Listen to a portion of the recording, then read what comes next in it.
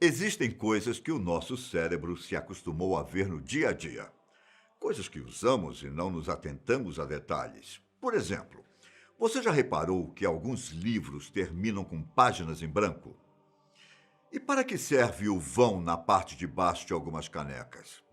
Você vai descobrir agora. Meu nome é Ivan Lima e aqui eu apresento alguns segredos incríveis que estão escondidos em coisas do cotidiano, bem aí do seu lado. Estamos vivendo uma época de pandemia, certo? O isolamento social está aí para nos ajudar a evitar a propagação do novo coronavírus. E várias outras medidas são recomendadas para isso. Uma delas é o uso de máscaras. E você que usa óculos já deve ter se irritado quando as lentes ficaram embaçadas na hora de sair protegido. Isso acontece porque o ar quente da respiração sai pela parte de cima e entra em contato com a lente, que possui uma superfície fria. Existem algumas dicas simples para evitar isso, que você pode fazer usando coisas do dia a dia.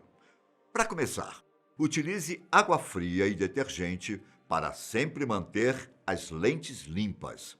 Os oftalmologistas não indicam o uso de álcool em gel. Ele pode estragar o antirreflexo da sua lente. Um problema que também pode ser causado se você usar sabonete, como é dito em algumas dicas pela internet. Mesmo se o método funcionar, a lente pode acabar riscada. Outra dica que também pode te ajudar envolve um guardanapo. Pegue o pedaço de papel, dobre uma vez e o posicione na parte da máscara onde o nariz se encaixa. Dessa forma, o ar quente da respiração não chegará até as lentes, já que o papel servirá como isolante. Agora se prepare, porque esse próximo segredo vai te deixar de queixo caído. Pode parecer simples, até demais, mas eu garanto que vai quebrar um galho e tanto. Você provavelmente já passou pelo sufoco de ter uma farpa presa no dedo. Estou certo? Primeiro, jamais tente espremer. Isso pode fazer com que a farpa penetre mais fundo na pele. E, em segundo lugar, caso você não tenha uma pinça à disposição, 3 moedas podem te ajudar. Posicione as 3 uma em cima da outra e puxe metade da que está no meio para fora. Assim, você criará uma espécie de pinça com a moeda de cima e a de baixo, que pode te ajudar a retirar a coisinha que está te machucando. Rápido e simples, não é? Então, vamos sair das coisas encontradas em casa para as que podemos achar na rua. É comum usarmos um tipo de colherzinha padrão para tomar sorvete, não é? Alguns estabelecimentos têm a sua própria. E mesmo assim existe um formato praticamente padrão. Só que o McDonald's chama a atenção do consumidor por disponibilizar uma colher maior quando o cliente pede o McFlurry, em que o objeto conta com a ponta quadrada e o cabo é vazio internamente. Não seria estranho dizer que elas são dessa maneira por um puro capricho do McDonald's. Afinal, essas grandes empresas de fast food estão sempre tentando emplacar novidades. Mas acontece que existe uma finalidade para o formato. Durante o processo de composição do McFlurry, a colher é plugada em uma máquina para facilitar a mistura dos ingredientes dentro do copo.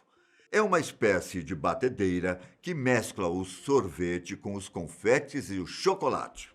É prático, não? Agora, vamos para o mundo dos cosméticos. Você tem o costume de olhar o prazo de validade nas embalagens? Caso você não saiba, se atentar à data indicada na embalagem ou na caixa é muito importante, para que você não aplique alguma coisa vencida no corpo, o que poderia causar irritação na pele, o surgimento de manchas, alergias e até infecções. Não é à toa que uma regulamentação da Anvisa exige que os produtos contenham o prazo de validade e o lote de fabricação.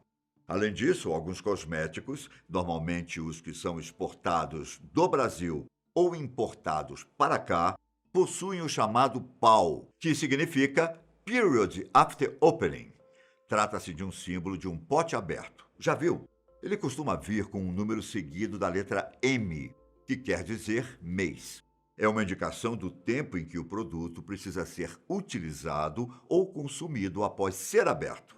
Por exemplo, se no pote estiver 8M, quer dizer que você tem até 8 meses para usá-lo. 18M, 18 meses, 24M, 24 meses e por aí vai. Deixa eu te perguntar uma coisa. Você sabe me explicar o porquê de alguns livros terminarem com páginas em branco? Ao acabar a história, você passa a página e lá estão aquelas folhas em branco sem nada escrito, como se elas tivessem sido esquecidas ou o livro tivesse sido impresso errado. Não importa o tipo, seja em brochura ou capa dura, essas folhas normalmente dão as caras. E isso acontece porque boa parte dos livros são produzidos com agrupamento ou conjuntos de página. Basta olhar a parte de cima para notar isso. E esses conjuntos são fixados por grampos na lombada do livro, quando ele está sendo montado. Sendo assim, as páginas em branco são as folhas não utilizadas no processo de edição. Quando o livro possui um número de páginas redondo, como 200, por exemplo, os conjuntos se encaixam de maneira regular. A questão mesmo é se for uma quantidade quebrada, como 207 páginas. Só que isso nem sempre é um problema, pois o espaço que sobra pode ser usado pelos editores para ajustarem o texto no decorrer do livro, deixando-o com uma legibilidade melhor. Sem contar que algumas obras também utilizam as páginas remanescentes para publicar textos pessoais ou até mesmo ilustrações, como mapas que dão uma ideia do universo onde se passa a história. Bom, continuando no nosso universo de segredos. Você já usou uma fita métrica? Se não, é provável que você ao menos já tenha visto ou pegado em uma.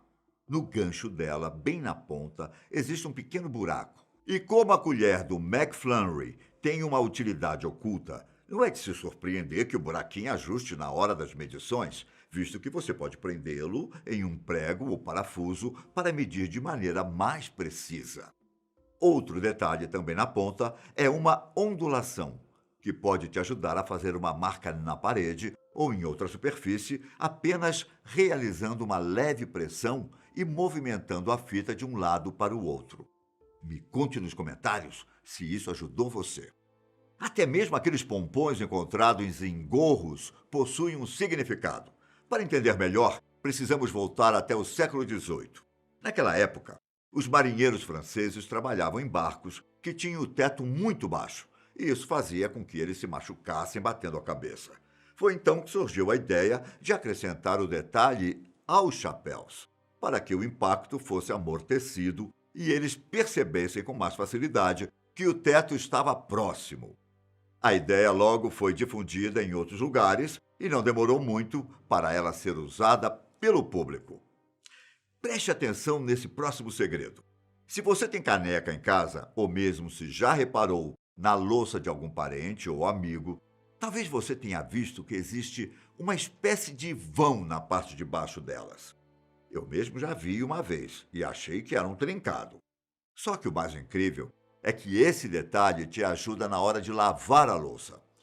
Sabe quando você lava tudo, deixa secando e na hora de guardar ainda tem alguns copos que estão molhados?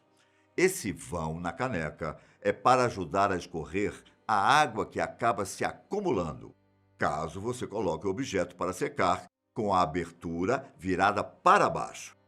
Ele vai ser muito útil também se você tiver uma máquina de lavar louça, já que o vão vai permitir que a água não se acumule e você possa retirar os objetos totalmente secos. É raro encontrar aqui no Brasil, viu? Mas se você comprar uma caneta importada, pode ser que encontre e ache que é um defeito. Mas não é, ok? Aposto que se você já andou de ônibus ou de carro, já deve ter reparado em vários detalhes nos veículos. Detalhes nas portas, bancos, painel e por aí vai. Mas eu me arrisco a dizer que, talvez, você não saiba para que serve aquelas pequenas bolinhas pretas nos vidros.